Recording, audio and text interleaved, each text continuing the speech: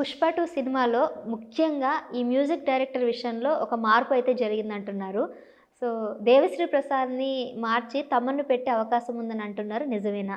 అవకాశం కాదమ్మా. Already RR ఆయనకు అప్పజెప్పారు. అంటే ఒకటి ఈ సినిమా డిలే అవుతూ వచ్చింది. 3 ఇయర్స్ డిలే అవుతూ వచ్చింది. ఆయనకి కొన్ని కమిట్మెంట్స్ ఉన్నాయి. స్టేజ్ షో కమిట్మెంట్స్ ఉన్నాయి.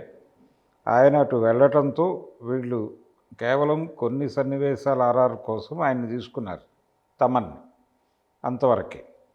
అయితే దీని మీద రకరకాల స్పెక్యులేషన్స్ ఉన్నాయి బయట. ఇందులో ఒకటేంటంటే డైరెక్టర్ ఇంటెన్షన్ కాదు ఇది అని. అంటే సుకుమార్ గారు కావాలని చేసిన పని కాదు ఇది. హీరో చొరవతో జరిగింది తమన్ని తీసుకోవటం అనేది. తమన్ని తీసుకోమని హీరో బన్నీకి చెప్పింది త్రివిక్రమ్ శ్రీనివాస్ అనేటువంటి ప్రచారం కూడా జరుగుతోంది. కానీ దీనిలో ఎంతవరకు వాస్తవం ఉంది అనేది పక్కన పెడితే తమన్ని తీసుకున్నారు వాళ్ళు. ఎందుకు తీసుకున్నారు అంటే ఆయన స్టేజ్ షోస్కి వెళ్ళాడు కాబట్టి ఇది కంప్లీట్ అవ్వదేమో అనేటువంటి డౌట్తో తీసుకున్నారు. తీసుకుని కొన్ని సన్నివేశాలకు ఆయనతో చేయిస్తున్నారు. ఇది ఫ్రెండ్లీ అగ్రిమెంట్ కూడా అయి ఉండొచ్చు. అయితే దీనికి సంబంధించి అధికారిక ప్రకటన రాలేదు ఎక్కడ. అంటే ప్రొడ్యూసరు డైరెక్టరు ఎవరో ఒకళ్ళు ఓపెన్ అయి చెప్పాలి. అటువంటిదేం లేదు. చాలా సందర్భాల్లో ఒక డైరెక్టర్ చేస్తున్న సినిమాని ఇంకో డైరెక్టర్ వచ్చి చేసిన సందర్భాలు కూడా ఉన్నాయి. అంటే కొన్ని సన్నివేశాల చిత్రీకరణలో ఇంకో డైరెక్టర్ సహాయం తీసుకున్న సందర్భాలు ఉన్నాయి.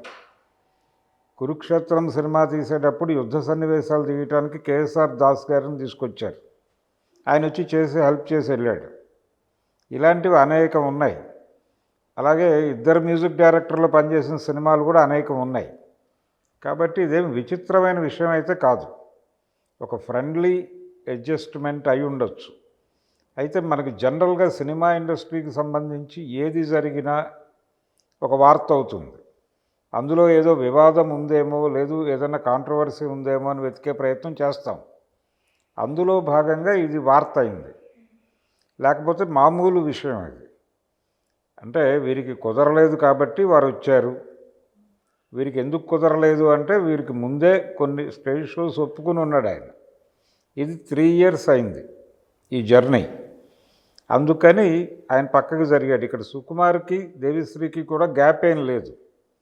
ఈ గ్యాప్ లేదని మనకు ఎలా తెలుస్తుందంటే ఆయన రామ్ చరణ్ సినిమాకి కమిట్ అయ్యాడు. ఇప్పుడు సుకుమార్ నెక్స్ట్ చేస్తోంది రామ్ చరణ్ సినిమా. ఆ సినిమాకి మ్యూజిక్ డైరెక్టర్ దేవిశ్రీ. వాళ్ళు ఆల్రెడీ ప్రకటించారు. కాబట్టి వాళ్ళిద్దరి మధ్య ఏం లేదు. ఎప్పుడైతే వాళ్ళిద్దరి మధ్య ఏం లేదు అనేది క్లారిటీ వచ్చిందో ఇక్కడ హీరో ఇన్వాల్వ్మెంట్తో జరిగింది అనేది చెప్పడానికి ఒక అవకాశం దొరికింది. అందుకని బన్నీ పేరు ఇరికించారు. ఇరికించి బన్నీ ఎందుకు తమన్ని చెప్తాడు, తమన్ని ఎందుకు రికమెండ్ చేస్తాడంటే దేవిశ్రీ నుంచి తమన్కి షిఫ్ట్ అయినటువంటి ఓ డైరెక్టర్ ఉన్నాడు, త్రివిక్రమ్ శ్రీనివాస్. ఆయన బన్నీతో చేయబోతున్నాడు నెక్స్ట్ వెంచర్. దానికి తమనే.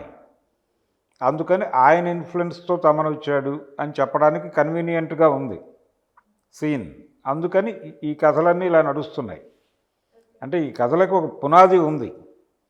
ఈ పునాది నుంచి ఈ కథలు పుట్టిస్తున్నారు. అది తమన్ వచ్చిన మాట వాస్తవమే. తమన్ చేస్తున్నాడు. సినిమా కంప్లీట్ చేయాలి. ఎందుకంటే డిసెంబర్ 5 రిలీజ్ అవ్వాలి సినిమా. అందుకని ఈ కష్టాలన్నీ పడుతున్నారు వాళ్ళు. అవును. అది నిజం కాదంటారా? ఇప్పటికే కూడా చాలామంది నమ్ముతున్నారు.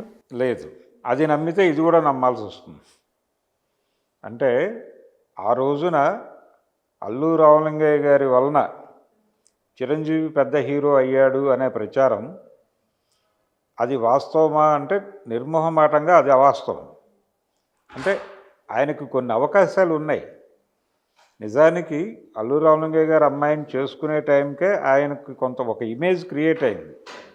అంటే మన ఊరి పాండవులు అనే సినిమాలో పార్థు క్యారెక్టర్ ద్వారా ఆయన ఒక ఇమేజ్ సంపాదించాడు చిరంజీవి. అలాగే ప్రాణం ఖరీదు సినిమాలోనే ఆయనకు ఒక ఇమేజ్ మొదలైంది. పునాదిరాళ్ళు సినిమాలతో కూడా ఆయన గుర్తింపు సంపాదించుకున్నాడు.